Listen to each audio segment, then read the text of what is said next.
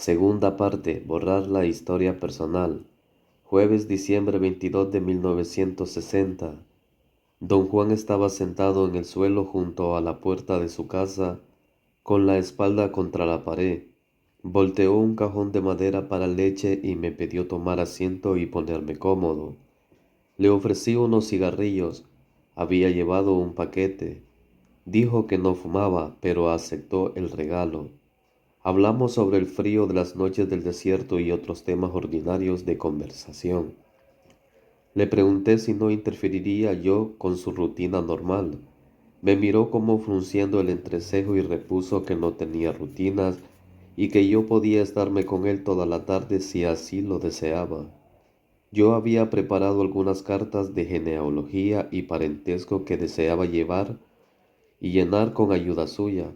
También había compilado, a través de la literatura etnográfica, una larga serie de rasgos culturales pertenecientes, se decía, a los indígenas de la zona.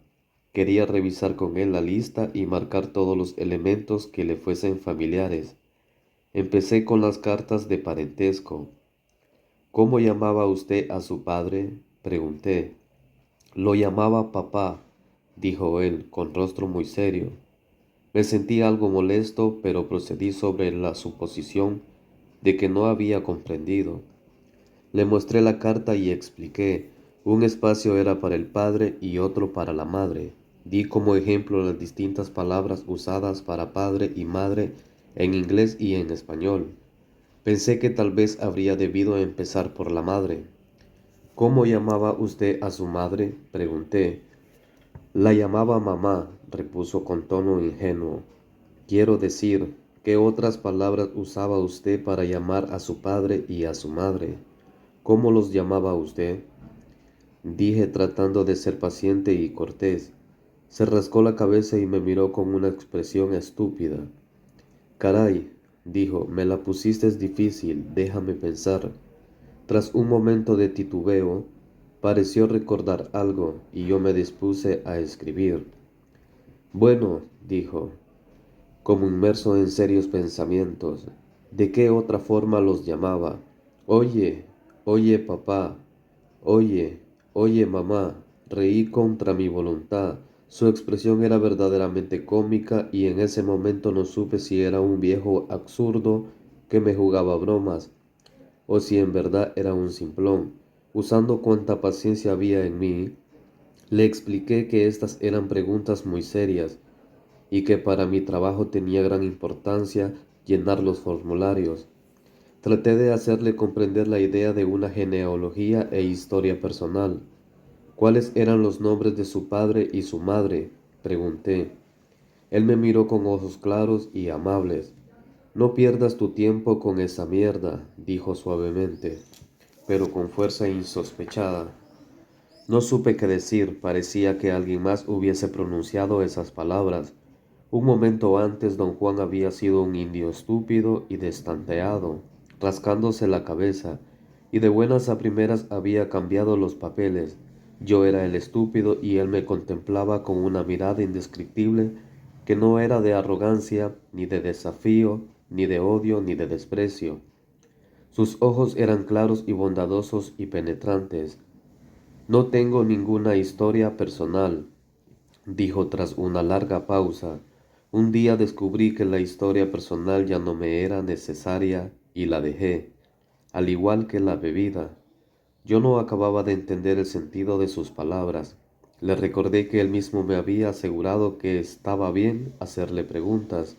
Reiteró que eso no lo molestaba en absoluto. Yo no tengo historia personal, dijo, y me miró con agudeza. La dejé un día, cuando sentí que ya no me era necesaria. Me le quedé viendo tratando de detectar los significados ocultos de sus palabras. ¿Cómo puede uno dejar su historia personal?, pregunté en tono de discusión. Primero hay que tener el deseo de dejarla, dijo, y luego tiene uno que cortársela armoniosamente poco a poco. ¿Por qué iba uno a tener tal deseo?, exclamé. Yo tenía un apego terriblemente fuerte a mi historia personal. Mis raíces familiares eran hondas, sentía con toda honradez que sin ellas mi vida no tendría continuidad ni propósito. Quizá debería usted decirme a qué se refiere con lo de dejar la historia personal, dije. A acabar con ella, a eso me refiero, respondió cortante. Insistí en que sin duda yo no entendía el planteamiento. Usted, por ejemplo, dije, es un yaqui. No puede cambiar eso. Lo soy, preguntó sonriendo. ¿Cómo lo sabes? ¿Cierto? Dije. No puedo saberlo con certeza en este punto, pero usted lo sabe y eso es lo que cuenta. Eso es lo que hace que sea historia personal. Sentí haber remachado un clavo bien puesto. El hecho de que yo sepa si soy yaqui o no, no hace que eso sea historia personal, replicó. Solo se vuelve historia personal cuando alguien más lo sabe, y te aseguro que nadie lo sabrá nunca de cierto. Yo había anotado torpemente sus palabras, dejé de escribir y lo miré. No podía hallarle el modo. Repasé mentalmente las impresiones que de él tenía, la forma misteriosa e insólita en que me miró durante nuestro primer encuentro, el encanto con que había afirmado recibir corroboraciones de todo cuanto lo rodeaba, su molesto humorismo y su viveza, su expresión de auténtica estupidez cuando le pregunté por su padre y su madre, y luego la insospechada fuerza de sus aseveraciones que me había partido en dos. No sabes quién soy, ¿verdad? Dijo como si leyera mis pensamientos. Jamás sabrás quién soy ni qué soy, porque no tengo historia personal. Me preguntó si tenía padre. Le dije que sí. Afirmó que mi padre era un ejemplo de lo que él tenía en mente. Me instó a recordar lo que mi padre pensaba de mí. Tu padre conoce todo lo tuyo, dijo. Así pues te tiene resuelto por completo. Sabe quién eres y qué haces, y no hay poder sobre la tierra que lo haga cambiar de parecer acerca de ti.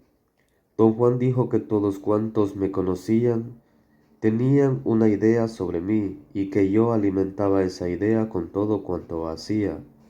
¿No ves? Preguntó con dramatismo. Debes renovar tu historia personal contando a tus padres o a tus parientes y amigos todo cuanto haces. En cambio, si no tienes historia personal, no se necesitan explicaciones. Nadie se enoja ni se desilusiona con tus actos. Y sobre todo, nadie te amarra con sus pensamientos. De pronto la idea se aclaró en mi mente. Yo casi había sabido, pero nunca la examiné. El carecer de historia personal era en verdad un concepto atrayente, al menos en el nivel intelectual. Sin embargo, me daba un sentimiento de soledad ominoso y desagradable. Quise discutir con él mis sentimientos, pero me frené. Algo había de tremenda incongruencia en la situación inmediata. Me sentí ridículo por intentar meterme en una discusión filosófica con un viejo que obviamente no tenía el refinamiento de un estudiante universitario. De algún modo, don Juan me había apartado de mi intención original de interrogarlo sobre su genealogía. No sé cómo terminamos hablando de esto. Yo nada más quería unos nombres para mis cartas, dije, tratando de reencauzar la conversación hacia el tema que yo deseaba. Es muy sencillo, dijo él. Terminamos hablando de ello porque yo dije que hacer preguntas sobre el pasado de uno es un montón de mierda. Su tono era firme. Sentí que no había forma de moverlo, así que cambié mis tácticas. Esta idea de no tener historia personal ¿es algo que hacen los yaquis? Pregunté. Es algo que hago yo. ¿Dónde lo aprendió usted? Lo aprendí en el curso de mi vida. ¿Se lo enseñó su padre? No, digamos que lo aprendí solo y ahora voy a darte el secreto, para que no te vayas hoy con las manos vacías. Bajó la voz hasta un susurro dramático. Reí de su histrionismo. Había que admitir su excelencia en ese renglón. Por mi mente cruzó la idea de que me hallaba ante un actor nato.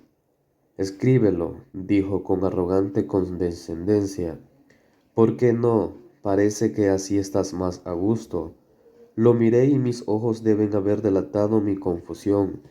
Él se dio palmadas en los muslos y rió con gran deleite. Vale más borrar toda historia personal, dijo despacio, como dando tiempo a mi torpeza de anotar sus palabras, porque eso nos libera de la carga de los pensamientos ajenos. No pude creer que en verdad estuviera diciendo eso. Tuve un momento de gran confusión. Él sin duda leyó en mi rostro mi agitación interna y la utilizó de inmediato. Aquí estás tú, por ejemplo, prosiguió, en estos momentos no sabes si vas o vienes. Y eso es porque yo he borrado mi historia personal. Poco a poco he creado una niebla alrededor de mí y de mi vida. Y ahora nadie sabe de cierto quién soy ni qué hago. Pero usted mismo sabe quién es, ¿no? Intercalé. Por supuesto que no, exclamó. Rodó por el suelo riendo de mi expresión sorprendida. Había hecho una pausa lo bastante larga para hacerme creer que iba a decir que sí. Sabía, como yo anticipaba, el subterfugio me resultó muy amenazante.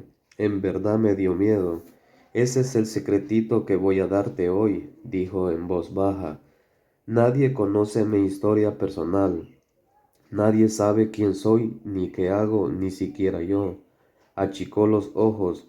No miraba en dirección sino más allá. Por encima de mi hombro derecho estaba sentado con las piernas cruzadas. Tenía la espalda derecha y sin embargo parecía de lo más relajado. En aquel instante era la imagen misma de la fiereza. Lo imaginé fantasiosamente como un jefe indio, un guerrero de piel roja, en las románticas sagas fronterizas de mi niñez. Mi romanticismo me arrastró y eso tejió su red en torno mío. Podía decir sinceramente que don Juan me simpatizaba mucho y añadir en el mismo aliento que le tenía un miedo mortal. Sostuvo esa extraña mirada durante un momento largo. ¿Cómo puedo saber quién soy cuando soy todo esto? Dijo barriendo el entorno con un gesto de su cabeza. Luego pasó en mí los ojos y sonrió. Poco a poco tienes que crear una niebla en tu alrededor. Debes borrar todo cuanto te rodea hasta que nada pueda darse por hecho, hasta que nada sea ya cierto. Tu problema es que eres demasiado cierto. Tus empresas son demasiado ciertas. Tus humores son demasiado ciertos.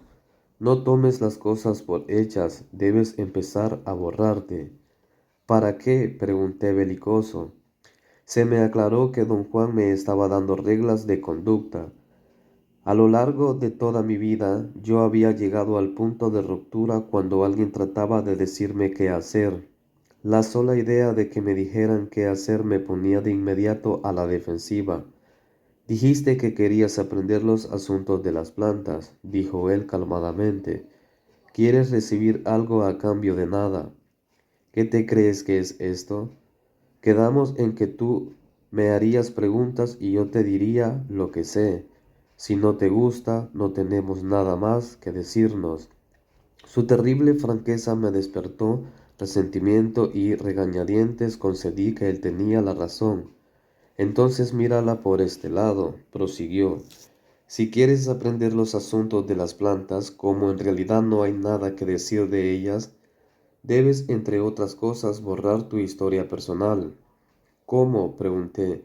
Empieza por lo fácil, como no revelar lo que verdaderamente haces. Luego debes dejar a todos los que te conozcan bien. Así construirás una niebla en tu alrededor. Pero eso es absurdo, protesté. ¿Por qué no va a conocerme la gente? ¿Qué hay de malo en ello? Lo malo es que una vez que te conocen te dan por hecho, y desde ese momento no puedes ya romper el lazo de sus pensamientos. A mí en lo personal me gusta la libertad ilimitada de ser desconocido. Nadie me conoce con certeza constante como te conocen a ti, por ejemplo. Pero eso sería mentir. No me importan las mentiras ni las verdades, dijo con severidad. Las mentiras son mentiras solamente cuando tienes historia personal. Argumenté que no me gustaba engañar deliberadamente a la gente ni despistarla. Su respuesta fue que de cualquier manera yo despistaba a todo el mundo. El viejo había tocado una llaga abierta en mi vida. No me detuve a preguntarle qué quería decir con eso ni cómo sabía que yo engañaba a la gente todo el tiempo. Simplemente reaccioné a su afirmación diciéndome a través de explicaciones. Dije tener la dolorosa conciencia de que mi familia y mis amigos me consideraban indigno de confianza, cuando en realidad jamás había dicho una mentira en toda mi vida. Siempre supiste mentir, dijo él. Lo único que faltaba era que no sabías por qué hacerlo. Ahora lo sabes. Protesté. ¿No ve usted que estoy harto de que la gente me considere indigno de confianza?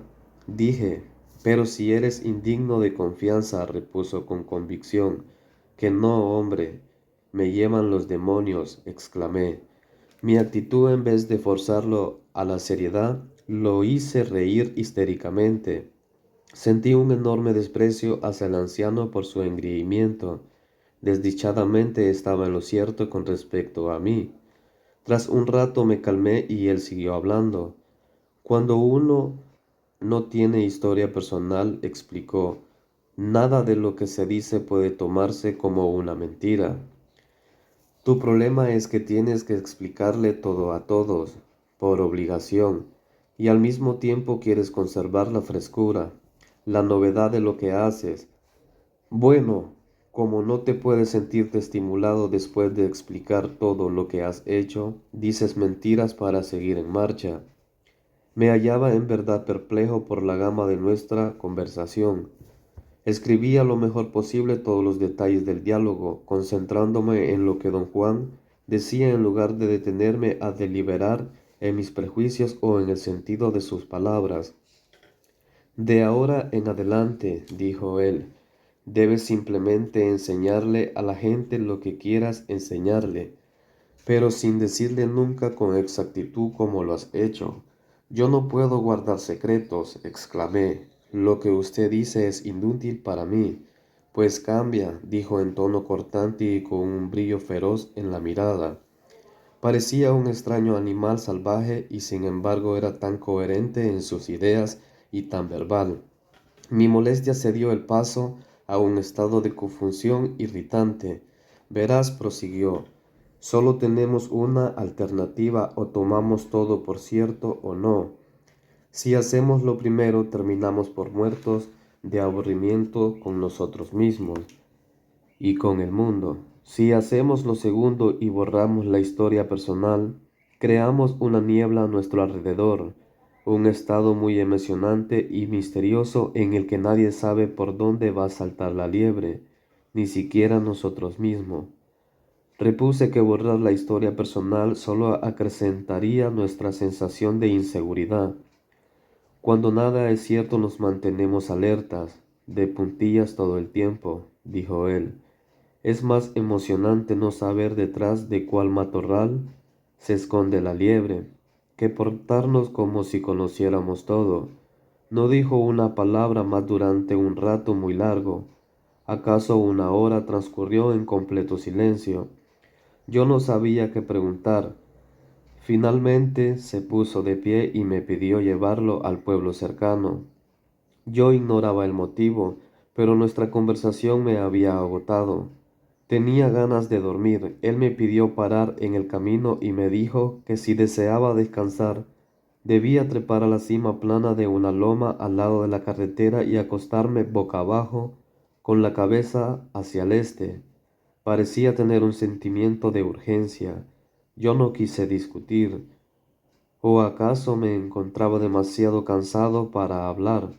Subí al cerro e hice lo que él me había indicado. Dormí solo 2 o 3 minutos, pero fueron suficientes para que mi energía se renovara. Llegamos al centro del pueblo donde quiso que lo dejase. Vuelve, dijo al bajar del coche. Acuérdate de volver.